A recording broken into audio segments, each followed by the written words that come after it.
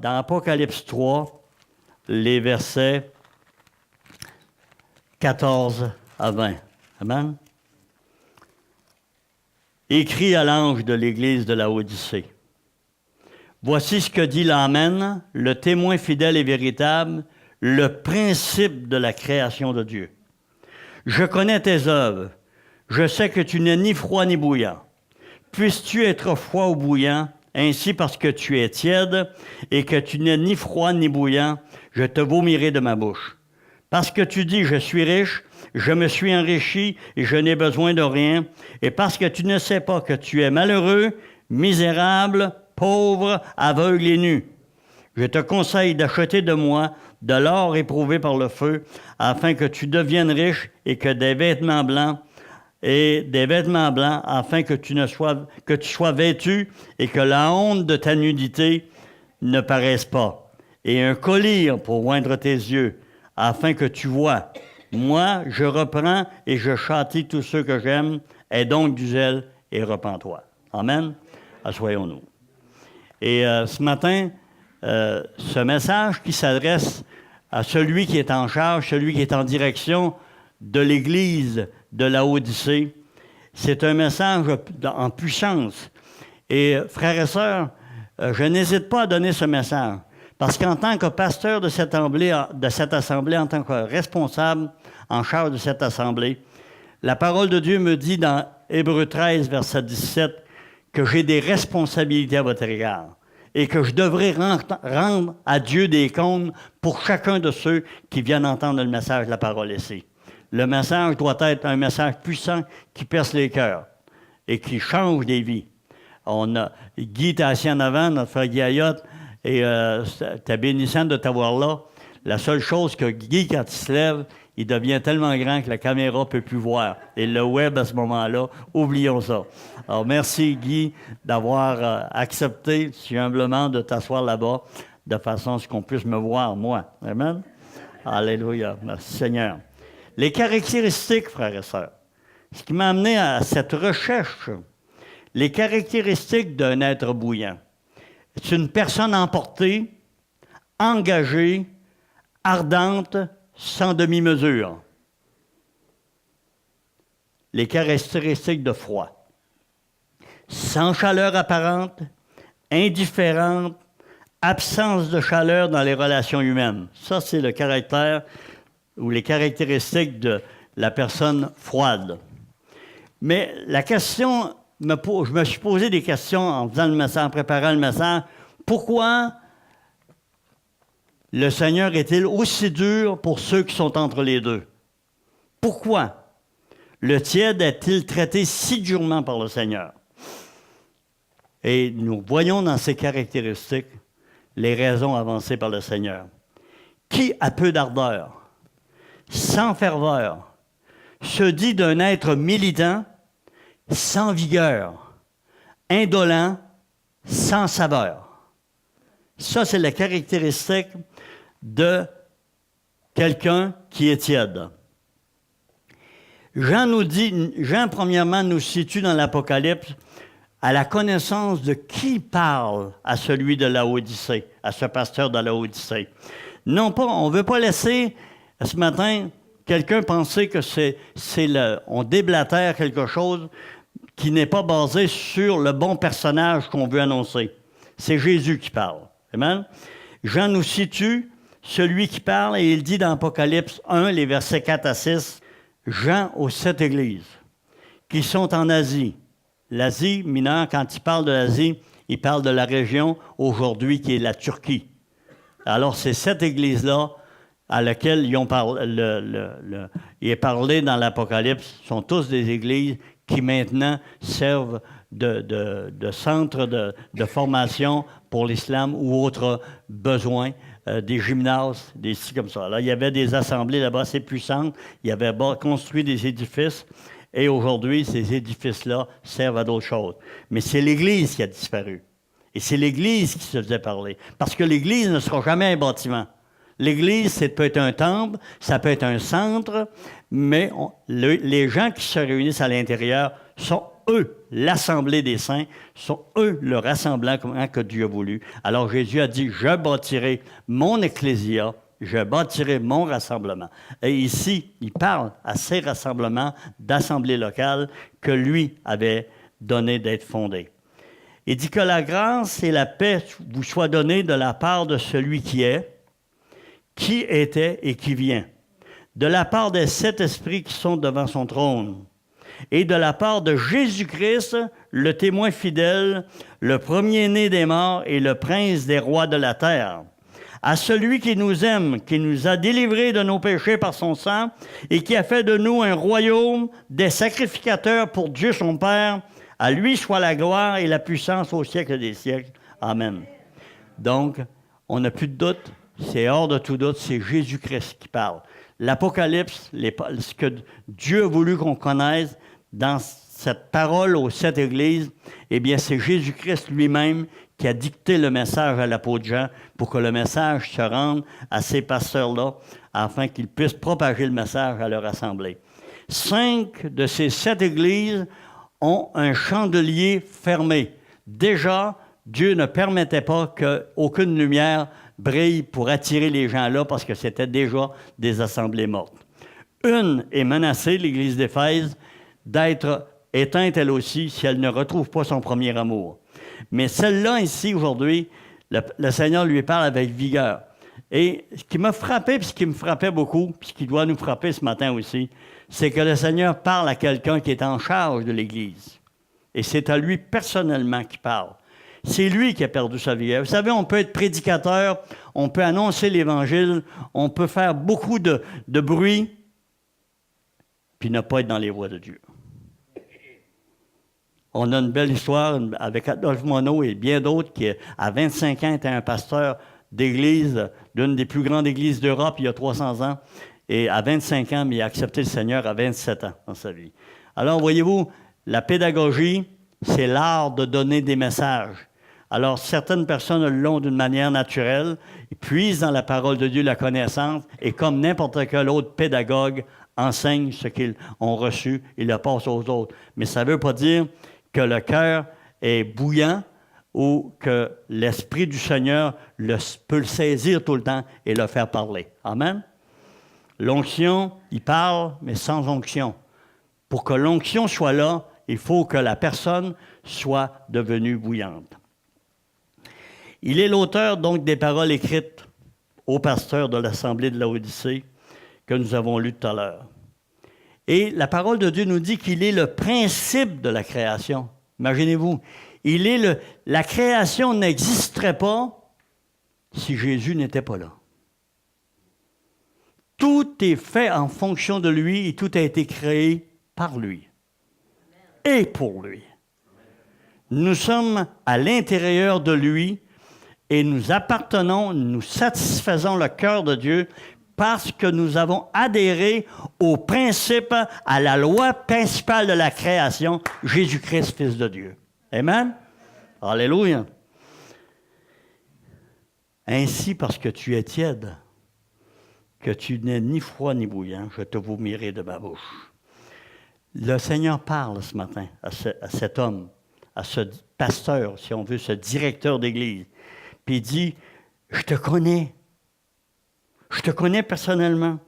Et c'est la raison pour dire que je sais que tu n'es ni froid ni bouillant.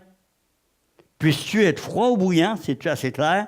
Puisses-tu être un froid bouillant, un cadavre, ou quelqu'un qui est bouillant, qui est debout, puis qui vit vraiment pleinement sa vie, sois ça, parce que si tu es tiède, tu ressens les deux. Je te vomirai de ma bouche. Aimeriez-vous entendre le Seigneur venir vous chuchoter à l'oreille? Alors, frères et sœurs, c'est ce qu'il fait ce matin. C'est ce qu'il fait ce matin. Le Seigneur veut nous réveiller. La prédication de la parole de Dieu, ce n'est pas une prédication pour permettre à ceux qui dorment de rester endormis.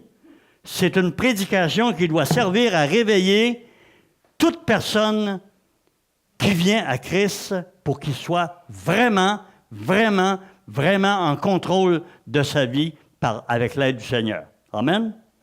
Alléluia. Je vais vous raconter une petite histoire. Dieu a parlé à un autre homme, un homme qui s'appelait Belshazzar. On trouve ça dans le livre de Daniel au chapitre 4. On commence l'histoire au chapitre 4. Nebuchadnezzar, le père de ce roi-là, il est amené par Dieu à travers les prophéties de Daniel et à travers des choses terribles qu'il va vivre. Il est amené à confesser que Jésus-Christ, pas que Jésus-Christ parce qu'il n'était pas présent dans la vie, mais que Dieu, l'éternel Dieu, est le vrai. Et ça, vous pouvez trouver ça dans Daniel 4, les versets 1 à 3 et du verset 34 à 37. Il est celui qui façonne et celui qui parle à ceux qui sont là. Amen? Alors, le mot écrit, tout à coup, ce Belshazzar, qui a produit des œuvres, on ne commencera pas à lire tout le livre, vous pourrez lire dans le chapitre 5 du livre de Daniel, et vous verrez que cet homme-là produit des œuvres qui sont contre la volonté de Dieu. Et tout à coup, persuadé que personne n'aimerait ça ce matin, il voit un groupe de doigts avec quelque chose pour écrire entre, qui écrit quelque chose sur le mur de l'endroit où il se trouve. Et quand cet homme voit cette main qui écrit, et il devient vraiment hors de lui. Cet homme, on dit, la parole de Dieu nous dit que ses reins se sont relâchés et que ses genoux se sont mis à trembler. Vous savez ce que ça veut dire? Alors, le monsieur, il a dû sortir pour aller se changer. Alors, il était dans un état frappé par la main, et là, il ne savait pas ce qui était écrit là. Ça prenait l'interprétation du texte qui était écrit là. Et là, Daniel, le prophète Daniel est venu et il lui a donné l'explication dans les versets 25 à 28 de Daniel 5. Et voici l'écriture qui a été écrite. Comptez, pesez, divisez.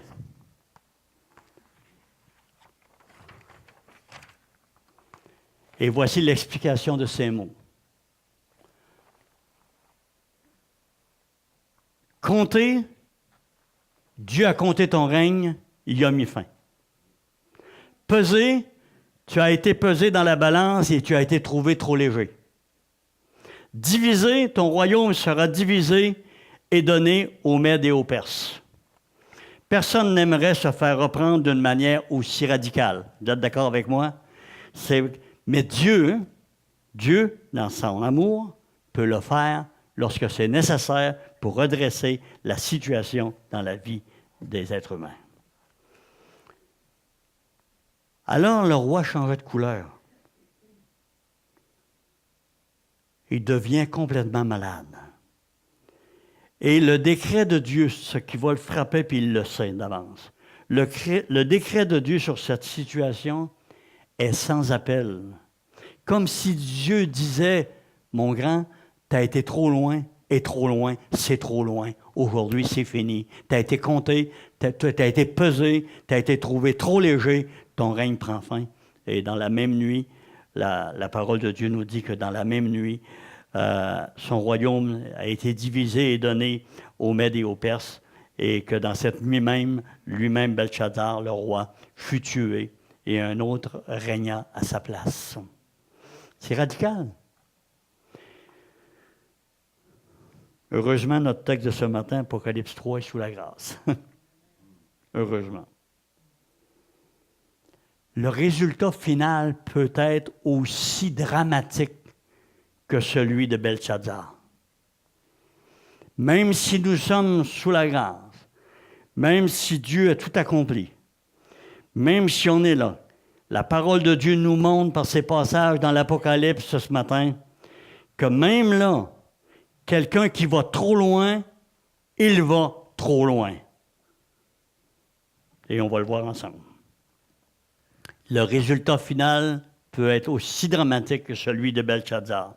Et ce matin, frères et sœurs, je dois tenter, moi, comme membre de l'Assemblée, pour chacun d'entre nous, on doit tenter de découvrir puis de se poser les bonnes questions devant Dieu. Est-ce que je suis bouillant? Est-ce que je suis froid? Quelqu'un de froid ici, c'est un cadavre, donc il n'est pas dans l'œuvre de Dieu. C'est un non-sauvé. OK? C'est un non-sauvé, c'est quelqu'un qui est froid. Alors, Dieu, ce qu'il nous dit ce matin, il aime mieux un non-sauvé que lui peut sauver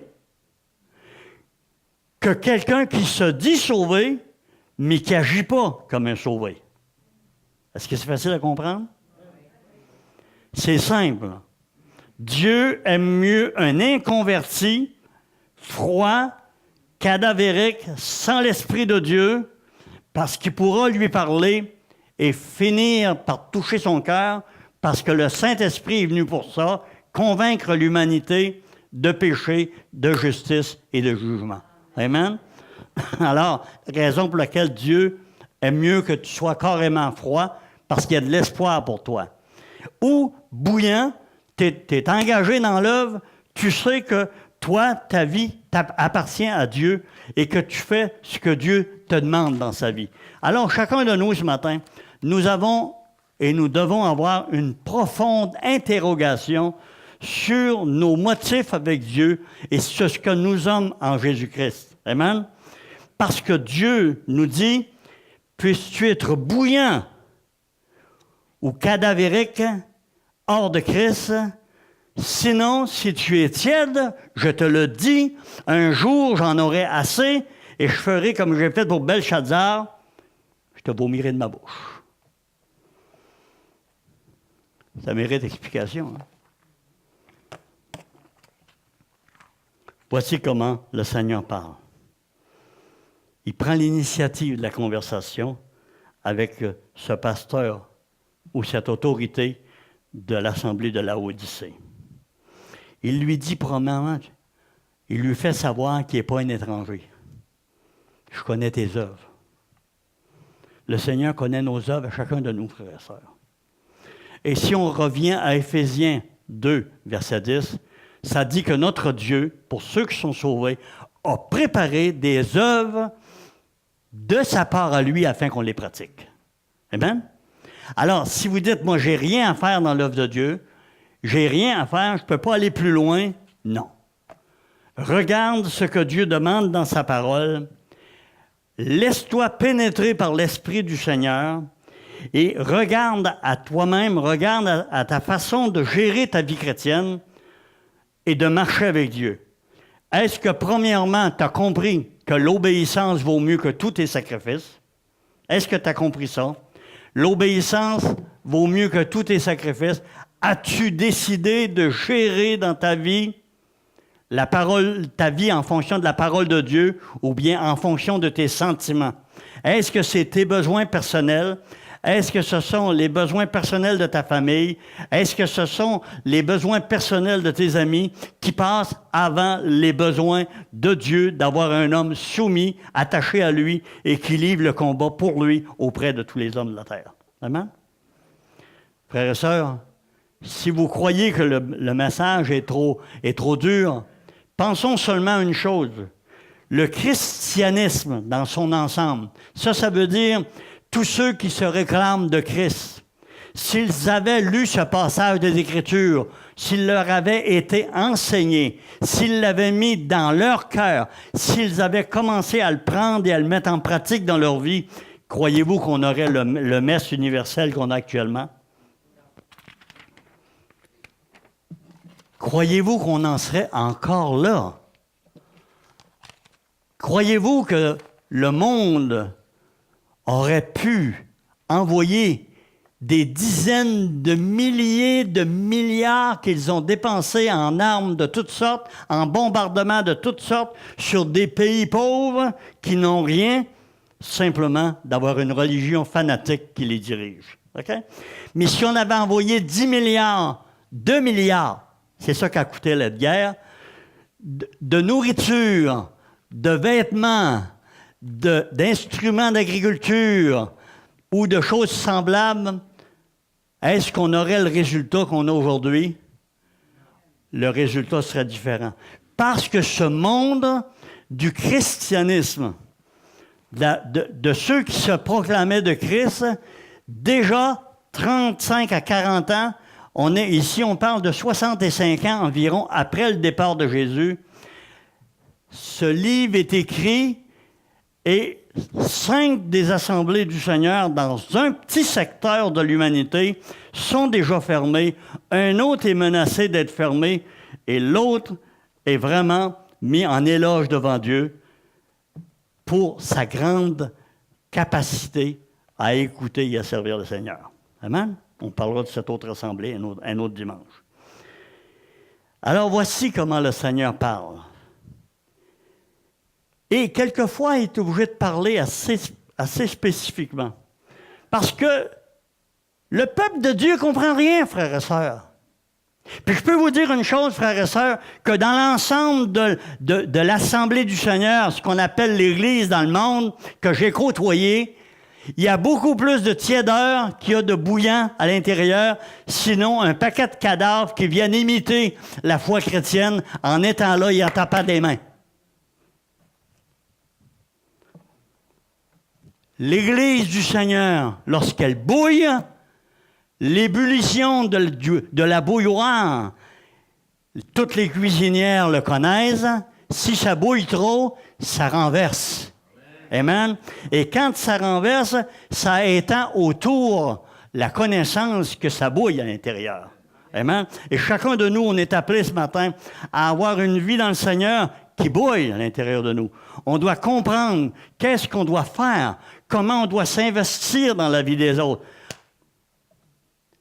Je peux vous dire, par expérience de 37 ans de vie avec le rassemblement du Seigneur dans l'Église évangélique au Québec, et je peux vous dire que ça fait 75 ans que je vis dans des églises, soit d'une religion ou d'un mouvement évangélique. Et je peux vous dire qu'il y a beaucoup plus de personnes tièdes dans les églises à tous les dimanches qu'il peut y avoir de personnes bouillantes. Parce qu'un tiède, c'est quelqu'un qui n'a pas de saveur. C'est quelqu'un qui n'est pas capable de communiquer l'amour de Dieu. C'est quelqu'un qui n'est pas capable de communiquer la connaissance et l'attirance à Dieu pour les hommes qui le côtoient. Quand tu bouilles, ça paraît. Et frères et sœurs, Dieu veut que chacun de nous qui écoute le message, ici comme sur le web, on apprenne une chose. On a besoin de devenir bouillant si on veut conquérir le monde pour Christ. Amen. On a besoin de devenir bouillant. On a besoin de comprendre. Moi, je suis étonné des fois. Les personnes me parlent, ils vont dire, c'est-tu vrai? C'est-tu vrai que vous obligez les gens à donner 10 % de leur salaire pour venir dans vos églises? C'est pas 10 % qu'on demande, mon ami, c'est tout. Puis c'est pas nous qui le demandons. Parce que Dieu demande que ta maison, ton automobile, tes possessions, tes biens soient à son service pour faire avancer l'œuvre de Dieu dans le monde.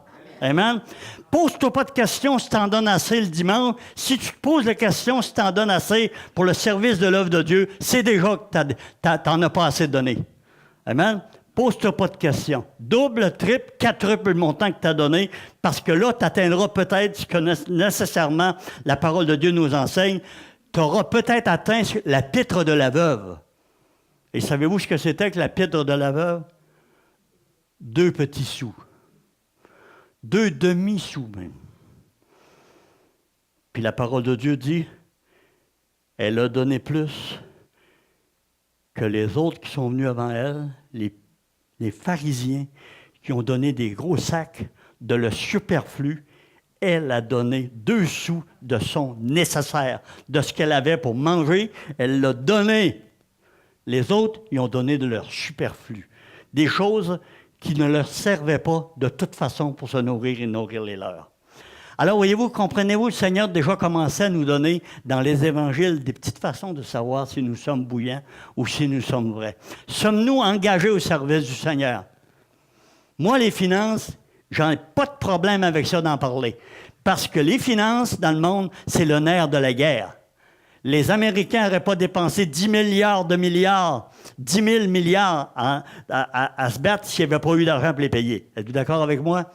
Donc, si l'œuvre de Dieu veut avancer et contrer toutes ces folies humaines en donnant au monde la connaissance de Jésus-Christ et de l'Évangile, c'est que ça prend des gens qui supportent des gens qui vont y aller ou des gens qui vont prier pour ceux qui vont. Amen? Ça, il est clair. C'est clair pour moi.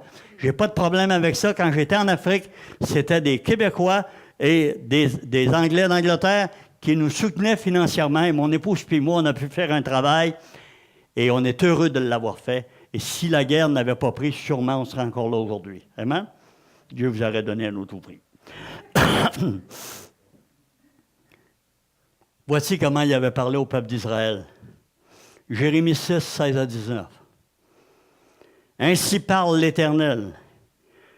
Placez-vous sur les chemins. Regardez et demandez quels sont les anciens sentiers. Les sentiers que Dieu avait tracés pour son peuple. Marche dans cette direction. Suis mes pas, puis tu vas te rendre à bon port. Tu vas te rendre dans ta direction. Quelle est la bonne voie? Marchez-y, et vous trouverez le repos de vos âmes. Mais ils répondirent, nous n'y marcherons pas. J'ai mis près de vous des sentinelles, continue-t-il de dire. J'ai mis près de vous des sentinelles. Soyez attentifs au son de la trompette. Mais ils répondent, nous ne serons pas attentifs. C'est pourquoi, écoutez, nation. Peu importe qui écoute ce message. Peu importe qui écoute ce message. Écoutez, nation. Sachez ce qui leur arrivera. Assemblée des peuples. Écoute, terre. Voici, je fais venir sur ce peuple le malheur, fruit de ses pensées, car ils n'ont point été attentifs à mes paroles, ils ont méprisé ma loi. Est-ce qu'on peut mépriser la loi de la foi aujourd'hui? Frères et sœurs, chaque jour, le meilleur des enfants de Dieu méprise la foi que Dieu lui a donnée, en n'étant pas actif. Soumis à la volonté de Dieu dans sa propre vie, prêchant l'Évangile à temps et contre-temps, partout où il se trouve. Frères et sœurs, sortons de notre tiédeur avant que Dieu fasse un message chez les murs, peser, compter, trouver trop léger. Prenons au sérieux ce que le Seigneur nous demande, frères et sœurs. Le Seigneur parle à cet homme. Et il nous parle. Parce que tu dis, je suis riche. Voyez-vous comment l'homme se trouvait, il était pasteur de l'Église? Probablement un beau bâtiment neuf. Probablement bien organisé, avec le meilleur système qu'il pouvait y avoir pour recevoir les gens. Je suis riche. Je me suis enrichi. Et je n'ai besoin de rien. Et parce que tu ne sais pas que tu es malheureux, misérable, pauvre, aveugle et nu, la fortune d'un homme ne le suit pas dans son corbillard. Et même sur la terre, il y a des riches qui sont plus nus que des pauvres. Est-ce qu'on est d'accord ensemble? Est-ce qu'on connaît la vie? Est-ce qu'on est capable d'analyser autour de nous? La parole de Dieu est claire. Meurs-tu à ne pas avoir servi le Seigneur? Un jour, une dame, dans la première église où j'ai été pasteur, une dame m'a fait demander un dimanche matin, après la réunion, d'aller la rencontrer, d'aller dîner avec elle, avec mon épouse. Et elle était tout fière de me dire, « Hey, pasteur, j'ai donné 100 000 $ à l'église, puis là, elle continue, après ma mort. » J'ai dit, « Alors, vous n'avez rien donné. Parce qu'après votre mort, ce n'est pas votre argent, c'est l'argent de vos héritiers. Vous êtes après priver vos héritiers d'argent qui leur revient pour la donner à une église. Si vous avez quelque chose à faire avec votre argent, quand elle est à vous, donnez-la. Est-ce que votre maison est au service de Dieu? On ne joue pas avec Dieu, frères et sœurs. On ne joue pas avec le Seigneur. On ne joue pas du tout avec Dieu. Jouons-nous à la vie chrétienne ce matin? Pas compliqué de savoir si on joue à la vie chrétienne. On n'obéit pas à Dieu. On ne fait pas sa volonté. Oublier les finances, ce n'est pas important. C'est juste en passant que ça fait partie de la vie. OK? Mais ce n'est pas important pour nous autres.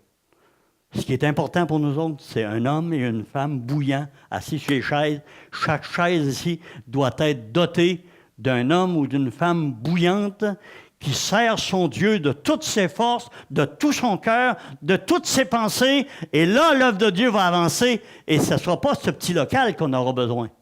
Ce sera l'aréna de Montjoly qu'on devra nous prêter tous les dimanches. Amen? Pourquoi? Un peuple bouillant déborde, frères et sœurs.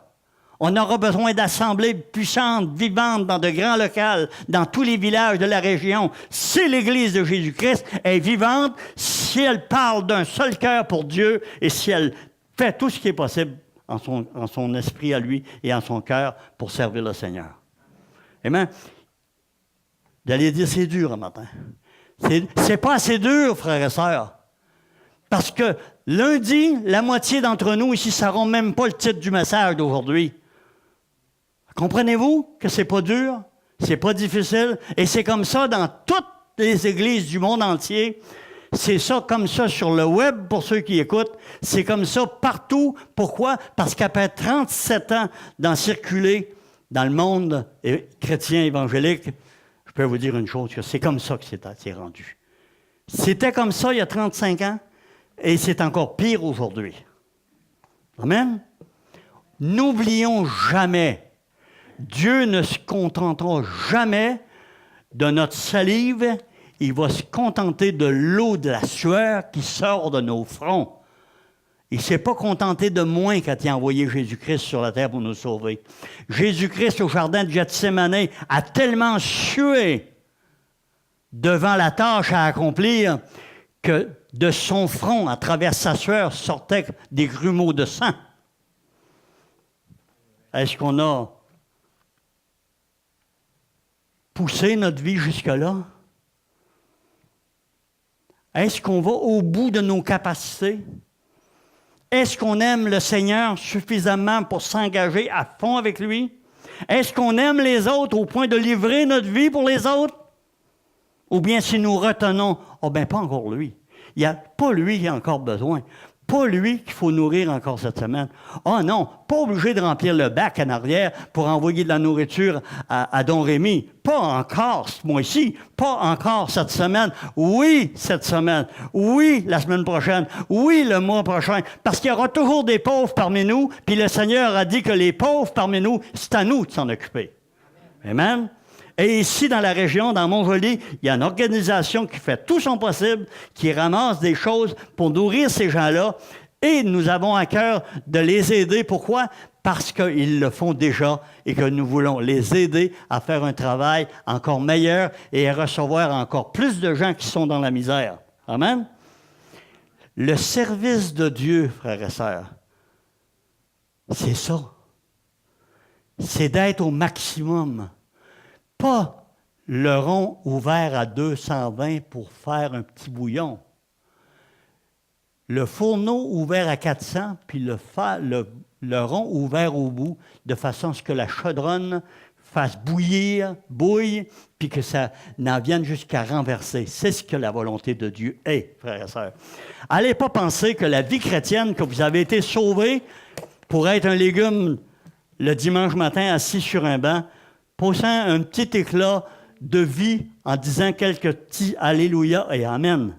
C'est pas ça l'Assemblée du Seigneur. C'est pas ça l'Église de Jésus-Christ. L'Église de Jésus-Christ, c'est des hommes et des femmes qui se tiennent debout et qui n'ont jamais assez de lui et qui n'en font jamais assez pour les autres. Ça, c'est quelqu'un qui bouille.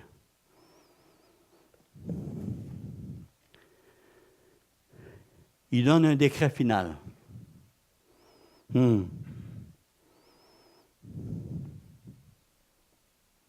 Mais avant de faire le décret final, il dit à cet homme, « Écoute-moi bien, je veux te parler. Je veux souper avec toi.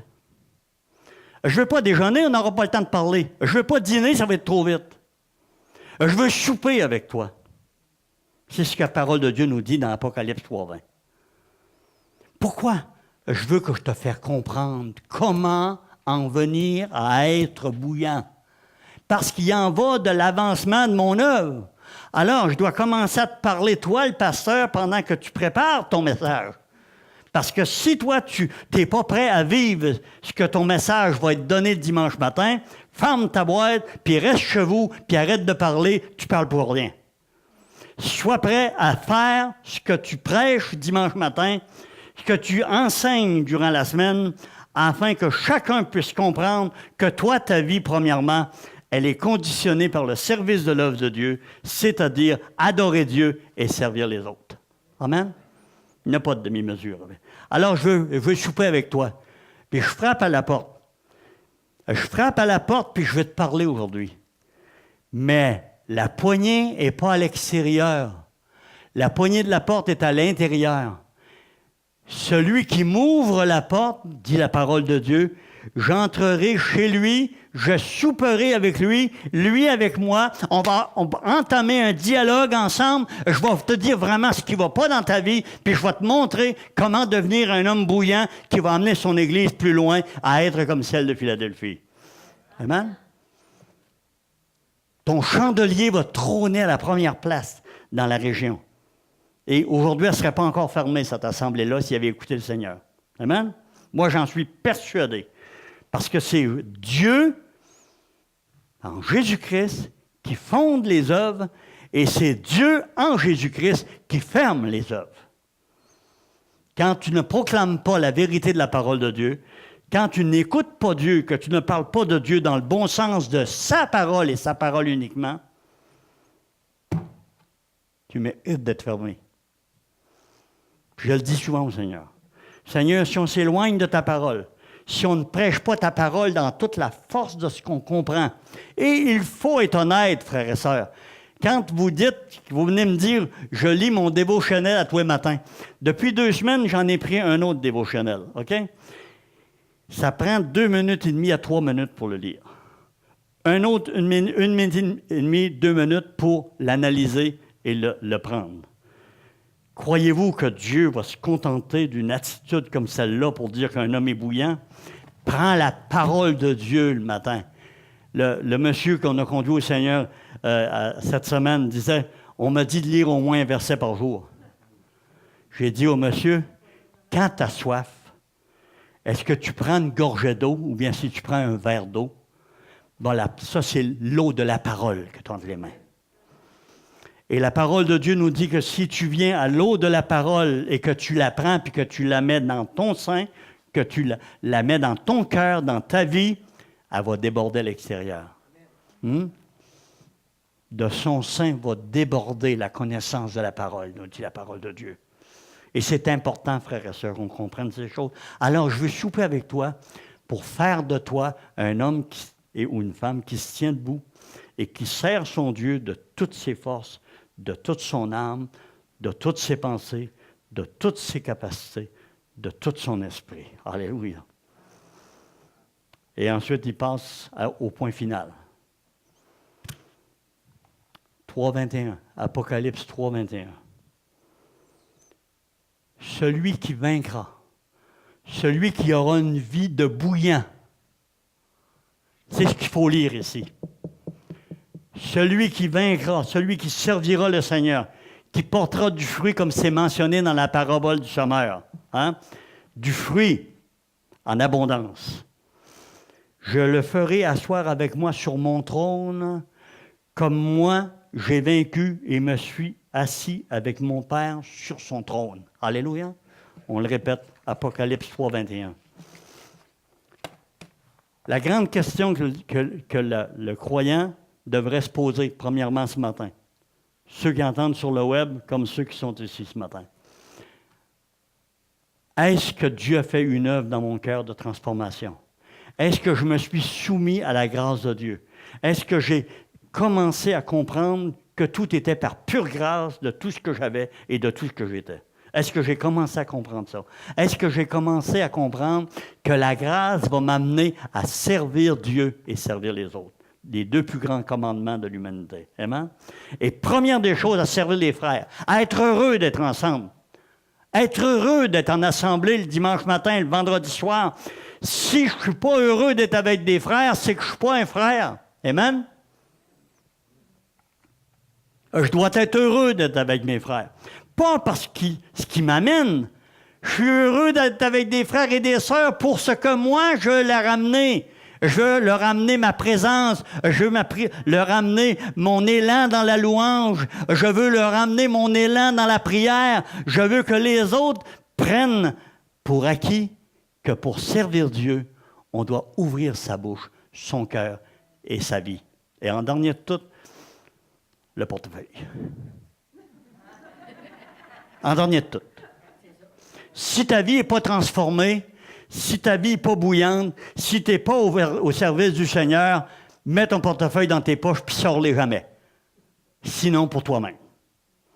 Parce qu'il faut être un homme bouillant pour savoir que le monde a besoin que des gens donnent pour que d'autres donnent leur vie pour aller servir sur le champ missionnaire. Vous irez faire un tour en Afrique. Vous irez faire un tour en Asie. Vous irez faire un tour d'un pays du Moyen-Orient actuellement, puis annoncer l'Évangile. Vous allez être heureux s'il y a des gens en arrière de vous qui vous soutiennent par la prière, par leur détermination à vous soutenir, à vous supporter, puis à vous donner ce qu'il faut pour accomplir votre travail. Parce qu'il n'y a rien là-bas. C'est la pauvreté absolue. Alors la question ce matin qu'on doit se poser, et par laquelle on a la réponse pour soi-même, si Dieu dit, celui qui vaincra, je le ferai asseoir avec moi sur mon trône. Comme moi j'ai vaincu, je me suis assis avec mon Père sur son trône. La question ce matin, c'est, où vont les vaincus? Si les vainqueurs s'assoient avec lui, où sont les vaincus? Est-ce que je veux être un vainqueur ou est-ce que je veux être un vaincu? J'ai pas 100 choix ce matin. Je veux être un vainqueur ou je serai un vaincu. Et qui parmi nous peut prendre à la légère le regard de Dieu sur ses œuvres? Qui peut prendre à la légère le regard de Dieu sur ses œuvres? Dieu voit tout ce que je fais. Dieu voit tout ce que vous faites. Est-ce que vous êtes satisfait devant Dieu? Frères et sœurs, ce matin, que le réveil soit dans vos cœurs. Pas en fonction de ce que Dieu vous donne, en fonction de ce que vous voulez faire pour l'œuvre de Dieu, parce que Dieu n'a pas besoin de votre argent.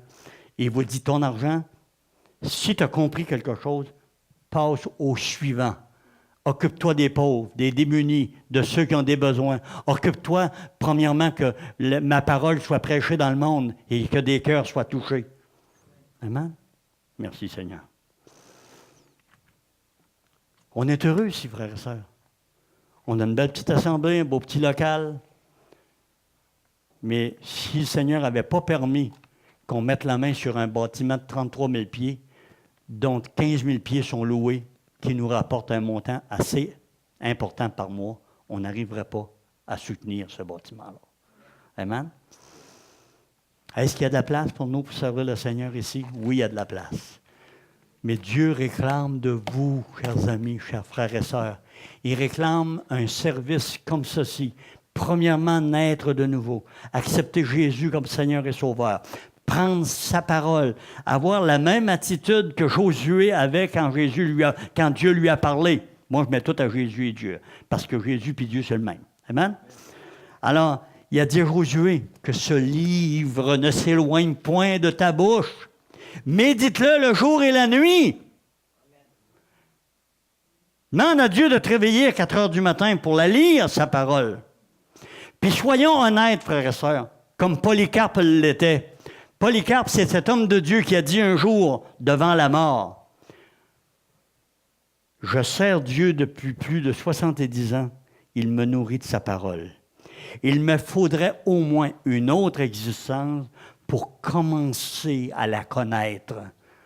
Penses-tu qu'à 3 chapitres ou 10 chapitres par jour, que tu vas réussir à dépasser Polycarpe dans la connaissance? Non. Tu vas atteindre peut-être une connaissance, une certaine connaissance. Mais si tu es bouillant, tu vas chercher à en connaître et en connaître toujours davantage. Pourquoi? Parce que tu veux connaître tout ce que Dieu a à te dire, tout ce que Dieu a à te demander, pour que tu deviennes un homme bouillant, une femme bouillante au service de ton maître, afin que l'œuvre de Dieu sur la terre avance avec détermination. Amen? Merci Seigneur ce matin.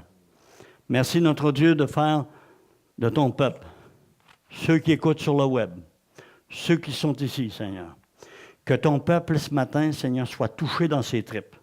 Ce message-là bouleverse les tripes, j'en suis persuadé. Il a bouleversé les miennes quand je l'écris, puis il bouleverse encore les miennes quand je le donne. Alors, Seigneur, je suis persuadé que chacun de ceux qui entendent ce message a des bouleversements en lui. Seigneur, fais que ces bouleversements en lui deviennent des bouillonnements. Que ça bouille, Seigneur, et que ça se répande autour de nous.